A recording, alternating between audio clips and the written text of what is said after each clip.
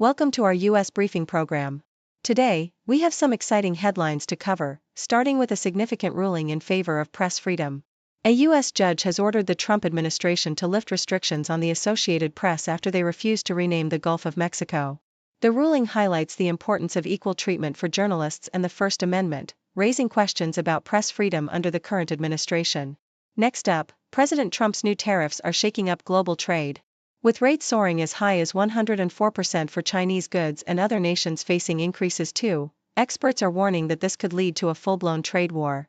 As economic forecasts dim, the potential impact on American households could be significant, adding to the ongoing debate about the effectiveness of these tariffs in correcting trade imbalances.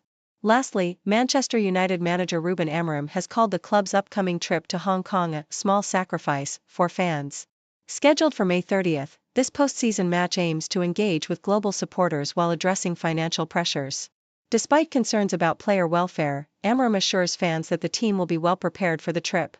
Please stay tuned for more detailed coverage. Deutsche Welle reports on a pivotal ruling by a U.S. judge who mandated the Trump administration to lift restrictions on the Associated Press, AP. This decision, grounded in the First Amendment, emphasizes that the government cannot discriminate against media outlets based on their viewpoints, particularly after AP chose not to comply with Trump's directive to rename the Gulf of Mexico.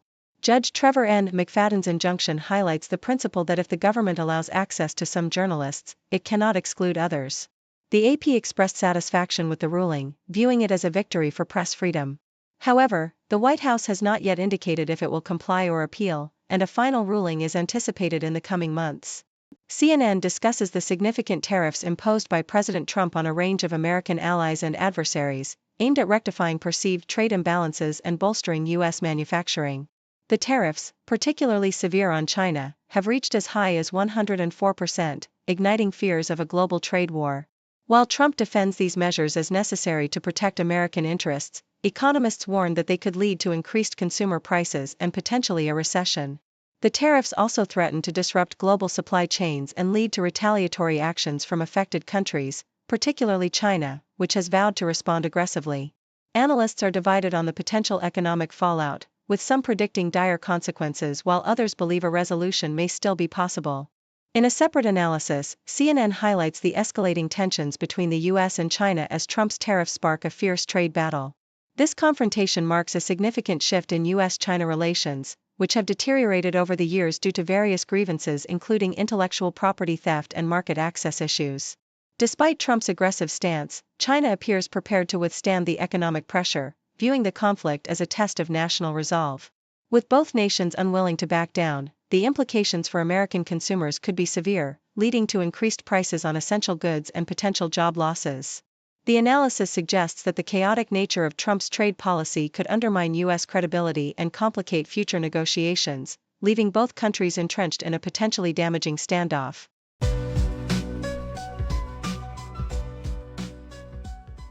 South China Morning Post, Manchester United's manager, Ruben Amorim, has characterized the club's upcoming trip to Hong Kong as a small sacrifice aimed at rewarding dedicated fans and generating revenue.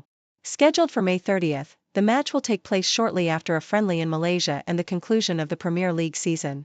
Amorim emphasized the importance of connecting with fans worldwide, acknowledging that while the team is raising ticket prices, they are also making sacrifices to engage their supporters.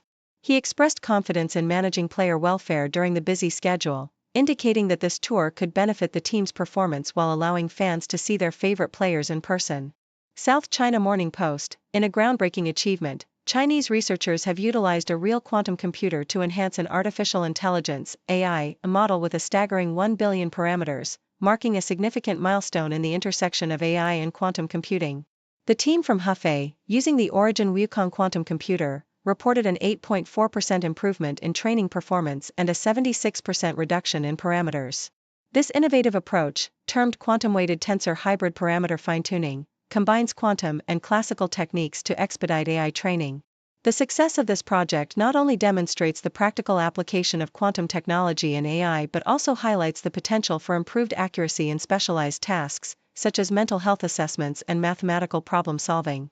Australian Broadcasting Corporation, a group of Australian-Korean adoptees, is advocating for a federal inquiry into the controversial adoptions of around 3,600 children from South Korea since 1978, as they seek accountability and recognition of human rights violations. The newly formed KADS Connect organization is pressing for reforms to ensure transparency in accessing family histories and birth records, which many adoptees find obstructed. Personal stories, like that of Anna, who discovered her adoption was based on falsified records, underscore the urgency of this inquiry. With support from political figures and a backdrop of international scrutiny on similar adoption practices, the adoptees aim to shed light on the systemic issues within Australia's adoption framework, emphasizing the need for justice and acknowledgement for all parties involved.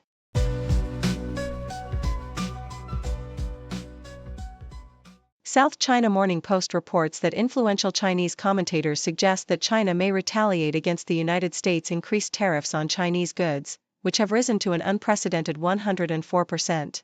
Among the proposed measures is targeting the services sector, where China has a significant deficit with the U.S. Renee, a prominent blogger, argues that the trade war should not be limited to goods, as the U.S. imports Chinese products while exporting services to China. He outlined several countermeasures, including restricting U.S. firms' participation in Chinese government procurement, banning imports of U.S. poultry and Hollywood films, and increasing tariffs on American soybeans. This approach would challenge China's earlier commitments to open its economy to foreign investments, particularly in sectors like telecommunications and healthcare.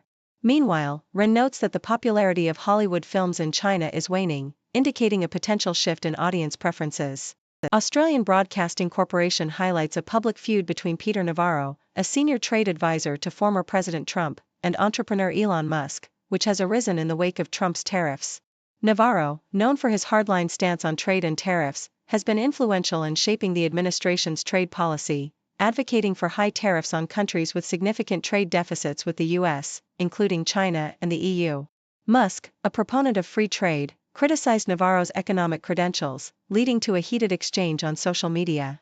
Navarro dismissed Musk's comments, suggesting that as a car assembler, Musk benefits from cheap foreign parts. This feud reflects broader tensions within Trump's inner circle, where differing views on trade and tariffs have historically led to conflicts. The ongoing tariff policy aims to bolster U.S. manufacturing but has created uncertainty in global markets, illustrating the complexities of economic strategy amidst political rivalries. Thank you for tuning in. The content above showcases the latest briefing reports and analytical synopses, thoughtfully curated by the 6Do team. These insights stem from a wide array of reputable media outlets, think tanks, government sources, and specialized experts worldwide. We encourage you to explore these sources for a comprehensive perspective. Keep in mind that while the content may not always align with the official standpoint of 6Do Brief, it's not meant to be taken as absolute directives for decision-making. Comprising seasoned media professionals, learned scholars, and accomplished scientists, the 6Do team embodies a trailblazing, fully independent media entity. To customize 6Do Brief to meet your professional needs, you have the option to subscribe to a diverse array of briefings on our website, 6dobrief.com. Regardless of your location, you can conveniently receive 6Do Brief via email. Morning sunlight on the street, city whispers soft and sweet, faces mix in daily grind, every story intertwined, cultures blend like colors bright, languages in the silent night, on the table stories told, food and feast upon so bold, people living day by day, in the heart they find their way, sharing moments, voices sing, in this world of everything. Society in rhythms beat, entertainment's fleeting heat, echoes of wars and fears, laughing through our unseen tears, children playing in the park, drawing dreams till after dark, elders speak of days gone by, washing shadows from the sky. People living day by day, in the heart